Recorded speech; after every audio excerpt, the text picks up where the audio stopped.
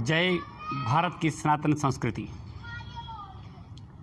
हरियाणा लोकमत YouTube channel के सभी दर्शकों, मित्रों, आप सभी को दीपावली के पावन पर्व की हार्दिक बधाई व शुभकामनाएं। साथियों, धनतेरस से लेकर के भैया दूज तक के जो 5 दिन हैं वो दीपोत्सव के रूप में मनाए जाते हैं।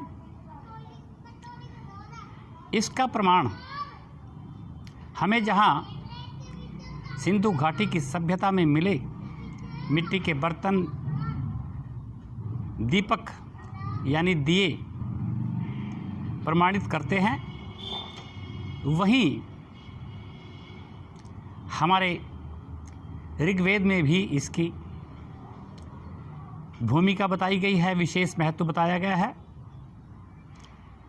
और लंबे अरसे से जब से भगवान श्री राम ने लंका पर विजय प्राप्त की और अपने अयोध्या धाम में पहुँचे, उस खुशी में पूरा सनातन संस्कृति से जुड़ा हर व्यक्ति, हिंदू जनमानस पूरे विश्व में इस उत्सव को मनाता है।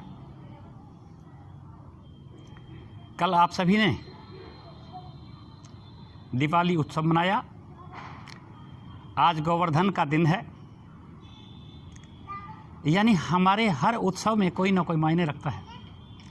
भगवान राम की लीला पूर्ण एक जीवन दर्शन है कि बचपन से लेकर के, बाल्यकाल से लेकर के किस प्रकार मातृपितृ की आज्ञा का पालन करते हुए वनवास में गए, राक्षसों का संहार किया, असहाय बन रहे, हमारे ऋषि मुनियों की रक्षा की। उसके बाद धर्म की रक्षा करते हुए और एक महादानव, महाराक्षस रावण का वध करने के लिए लंका में पहुंचे।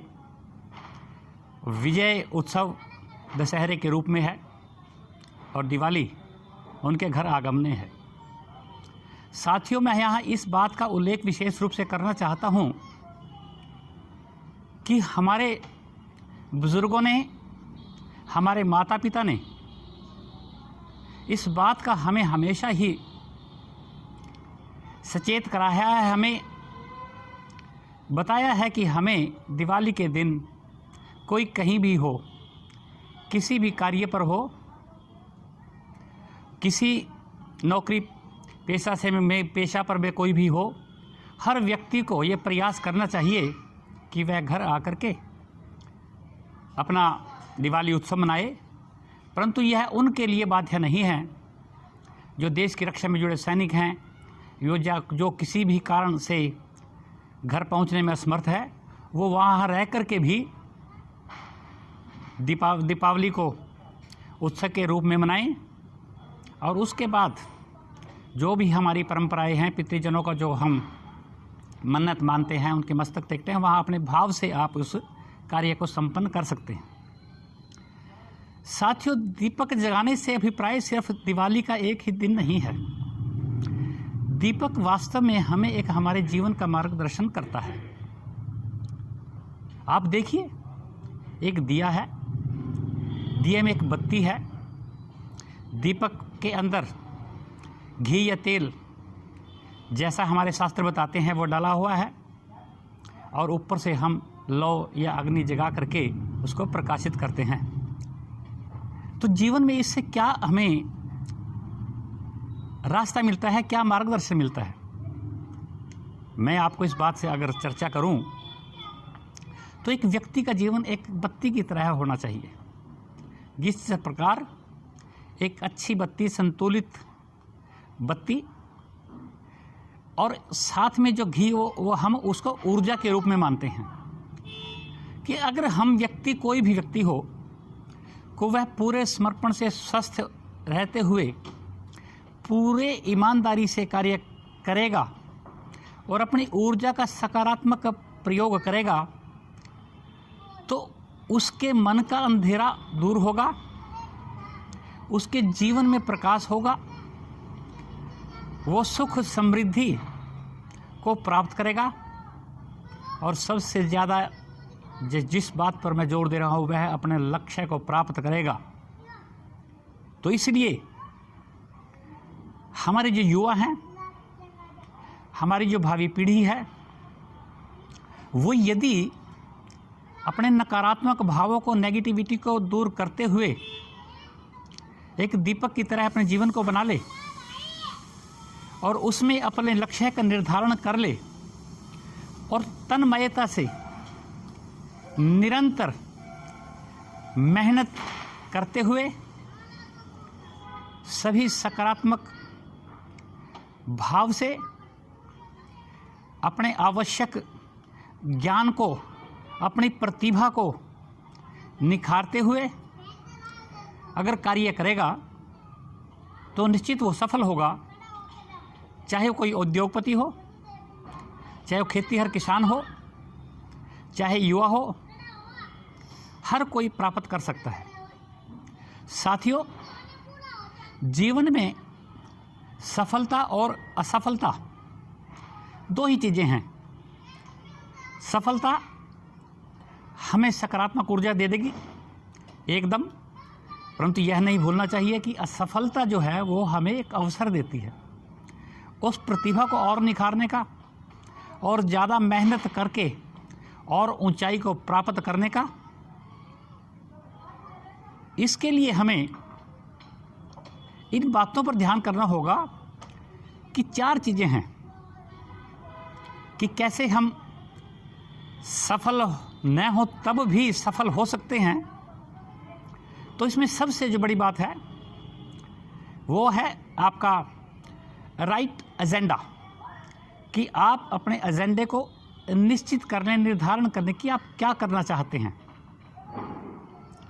तो जब आप राइट एजेंडा आपका रहेगा तो फिर उसके बाद आप एक राइट थिंकिंग या राइट एक्शन करें।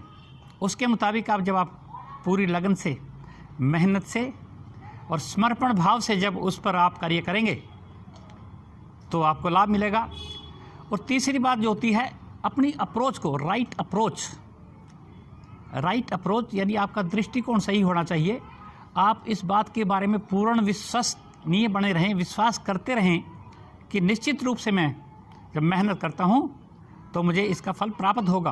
क्योंकि हमारी तो गीता में भगवान श्री कृष्ण ने कर्मण्येवाधिकारस्ते मा फलेषु कदाचन, उन्होंने इस बात पर जोर दिया कि आप अपने कर्म को मजबूत करते रहें। तो साथियों, चौथी जो बात मैं, चौथा ए, पहले है एजेंडा, एक्शन, और उसके बाद जो है अप्रोच, और साथ में जो है आपकी अचीवमेंट। फिर आप निश्चित अपने लक्ष्य को प्राप्त करेंगे। तो मैं आप सभी को इस बात के लिए कहता हूँ कि दीपक और दीपावली का जो हमें मकसद है अपने जीवन में उतार करके आगे बढ़ना चाहिए। साथ ही एक बात पर विचार करना चाहिए कि हमें हमारे जो शारीरिक जो कमजोरी है, शरीर के स्वस्थ रखने के लिए आसन व्यायाम करें, और जो मानसिक विकारों को भी दूर करें। मन में जो सबसे ज़्यादा हमारी ऊर्जा को जो नुकसान पहुंचाते हैं और हमारे लक्ष्य को दूर रखते हैं हमें लक्ष्य से अपने, वो हमारे नकारात्मक विचार हैं। इसके करने के लिए हमें ये विचार करना चाहिए, जब भी कभी इस प्रकार के विचार आपके मन में आते हैं तो आप उनको अपने ज़्यादातर मन में टिकने न दें। जब भी कोई विचार आया, अपने माइंड को कहीं ना कहीं चेंज करें, चाहे वो किसी म्यूज़िक के जरिए, चाहे आप किसी उठकर कोई चल दें, कोई विचार ज़्यादा देर जाकर नहीं रहेगा। तीसरी बात, अपने विश्वास को और दृढ़ करते चलें, चाहे वो आपके, क्योंकि शरीर की कमजोरी भी मन के विकारों को करती है। आपके आसपास का जो वातावरण है जब अगर अच्छा रहेगा तो साथियों आपके ऊपर नकारात्मक भाव आपके नहीं होंगे। यहाँ मैं उस दीपक की बात से लेकर के आगे आपके जीवन दर्शन की बात करते जा रहा हूँ कि जब हम इस बात पर अगर विचार करते रहेंगे, और सफल इंसान की जो एक निशानी है कि वह हमेशा खुश रहे, हमेशा ही योग प्राणायाम करके अपनी सनातन संस्कृति, अपने आध्यात्मिक जो ऊर्जा को अगर संजो के रखेंगे तो आपकी सफलता निश्चित है। और दीपावली का यह मकसद दिवस भी हमें 1 साल तक जो है ना ऊर्जा बना के रखेगा। इसी प्रकार से अगर हम परंपरागत आगे बढ़ते चलेंगे तो हमारे जीवन का एक लक्ष्य निर्धारण होता रहेगा। तो इन सभी के साथ मैं इस बात की सनातन संस्कृति को, अपने ऋषि चिंतन पद्धति को और आप सभी को एक बार फिर प्रणाम करते हुए बहुत बहुत शुभकामनाएं व बधाई देता हूं। जय भारत।